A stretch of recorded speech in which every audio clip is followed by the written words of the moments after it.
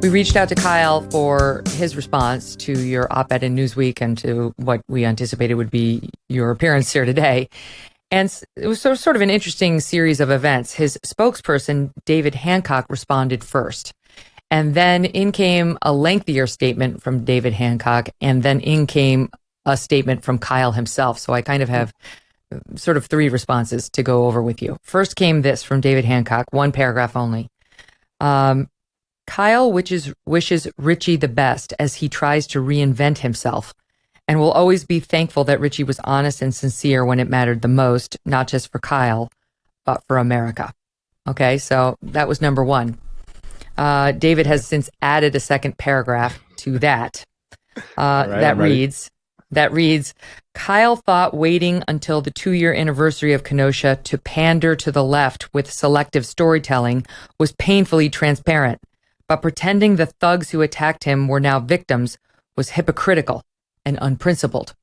So that's him to you. He's referring to your behavior. Kyle, this is from him directly, writes as follows, quote, unfortunately, Richie's latest story leaves a lot of important details out, including my intentions to help others while I was there, or the fact that I was chased down and assaulted by an armed mob. I am grateful he told the truth when it mattered. His new story doesn't change the facts of that day. I am forever grateful for the justice system for seeing my innocence in all of this. So what do you make of it? You've left out a lot of details, including his intentions. Grateful you told the truth when it mattered. You now have a new story that they think is hypocritical, unprincipled, and painfully transparent as you attempt to, quote, pander to the left. Well, see, that's what I was talking about earlier, which is if you step outside of, that trench, then you're going to basically be cast into the other one. And so when I was during the trial, people were calling me a right-wing conservative. And now people are saying that I'm pandering to the left with this new piece. I mean, I think that Kyle, that response, I think that that's a very fair contention. I did include details of why he stated that he was there.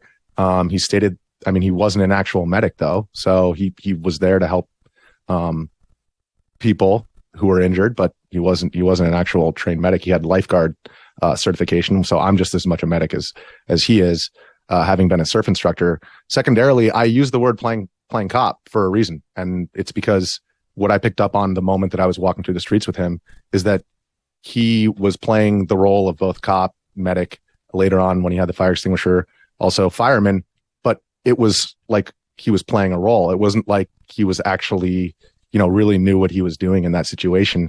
And so my piece is, the intention is to show my personal perspective and going from witness to human being.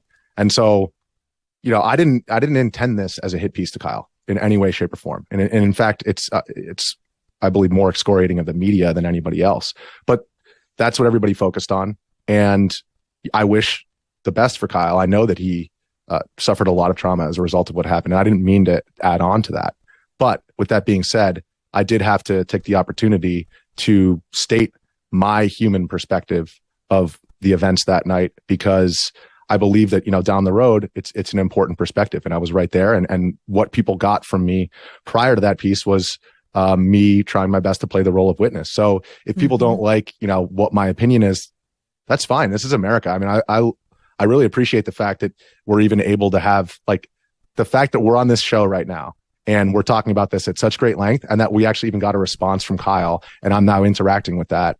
That's exactly what I want to come out of all of what happened in 2020, which is a reckoning on the media, where people realize that the corporate institutions that drive our discourse are driving us apart. And you know what? If Kyle wants to have a beer or sit down on a podcast and talk about it, I'm willing to talk to anybody. I'm not saying like, no, he's welcome to do that right here. He's never been on this show, though we invited him. Yeah. I have no problem with that, because he is a human being and he was affected just like I was. And so me providing my perspective, that word victim, it was not used in a legal sense. I was not stating that he was criminally liable for anything. They're dead and he's not. And there was a series of decisions that went into that. I know, but like, and I'll just challenge you on that. But the reason they're dead and he's not is their that's what I was going at earlier. Nobody made Rosenbaum show up at that thing, at that protest. Nobody made him run after Kyle. Nobody made him lunge for a gun he could clearly see was there and dangerous. You know, I see this and I say it's unfortunate he made those decisions, but that's on him. That is on him. So that's what people are reacting. And then you find out his background, and you really, like most of us, not those who held him while he was dying, think, I'm done. I'm kind of out of sympathy for Joseph Rosenbaum. Yes, absolutely. Look, that's totally fine. And I absolutely understand that opinion. And I understand why people have that opinion. But like I said, I can't unpack the lived experience of that. And I didn't know those details at the time. And what about this though, Richie? What about this? Because they said people are hating you because when you went back to Kenosha, you said, I tried to retrace my steps. There was no memorial for Rosenbaum or Huber. Huber's the other guy who was killed. So people are like, what? What is he saying? Yes. Those were bad guys who attacked a 17-year-old. Well, the point of providing that detail was actually to mirror the lionization that happened with Rosenbaum initially, and then how after the case, they forgot about him. And so like there's still if you go to where George Floyd died, there's a massive memorial that's still there, right? And I'm not saying it wasn't a judgment on their behavior. It was a judgment on the way in which the city is moving forward. And so the fact that there was no memorial for them, I also said in the next sentence that there was no plaque for the riots and the violence. Like, so are you saying that they were fake news when they tried to act like they were all concerned about Huber and Rosenbaum, that was BS? Exactly. And so it's funny because that detail was actually what I was trying to get at, is the fact that the left used him opportunistically, used Rosenbaum and Huber 100%. Opportunistically as heroes, and then kind of just cast them to the wayside. And the city itself wants to forget about what happened. Do you ever wonder if your vitamins are working? Clinical studies show Healthy Cell's new ingestible gel technology called microgel delivers maximum nutrient absorption 165% more than you get with tablets. It tastes great too. It's actually hard to make vitamin liquids or gels taste good naturally, but Healthy Cell products are the best tasting pill-free supplements on the market today. Go pill-free and get up to 15 pills worth of nutrients in one ultra absorption gel pack, saving you money and time and giving you effective doses. Take a single great tasting gel pack at home or on the go. It's great for travel.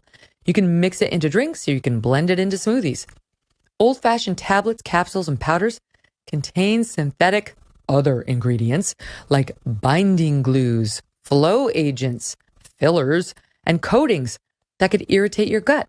Plus, this product is made in the USA. Visit healthycell.com/Megyn or just use the code Megyn when you check out for 20% off your very first order. Hey, thanks so much for watching. If you like what you just saw, hit the subscribe button for more clips and full episodes.